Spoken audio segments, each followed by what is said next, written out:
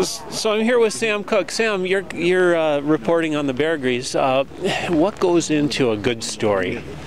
Well, you just ask a million questions, and what you have to find out is what happened out there, because all we're doing is standing around a parking lot someplace, and so you have to get through the musher's eyes what's happening. You know, how are trail conditions?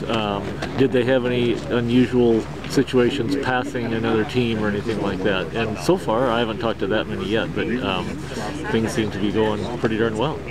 And then, what kinds of stories do you like to tell? Is it I like, in this race, I like to, I won't be doing the hard news of who's ahead by how much each day, and our paper comes out 8 hours after the last news we get, so, you know, if you're online, it'd be, I mean, we're online, but it's, you just can't give them up to the minute information usually. But I like to do two things. I like to talk a little bit about the racing aspect of it, but I also like to get at kind of the old, kind of the John Bear Grease end of it, if you will, the part where, what's it like out there? And I just talked to Martha, who won the mid-distance, and she talked about what a spectacular night it was, and the snow on the trees, and with the moon and the stars and stuff, and that's why we all get outdoors in the first place, and they've just taken it to a different level, but they still appreciate those things. So you try to capture that setting in words? Right. I want to translate that in words, in their words, to our readers, and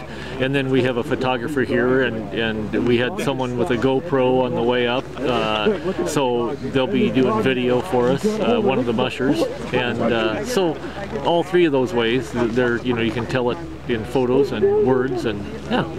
And then how about getting young writers started? What advice do you have for young writers? I'll tell you the best advice for any young writer: read everything you can read.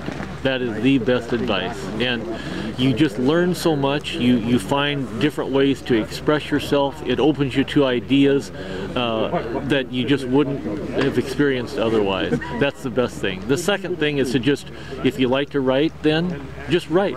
Write a journal and show it to your mom, or write a journal and don't show it to your mom. Just write.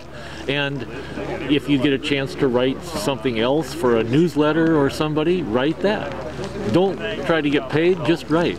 And read and write. Thank you for talking to me. Happy to do it.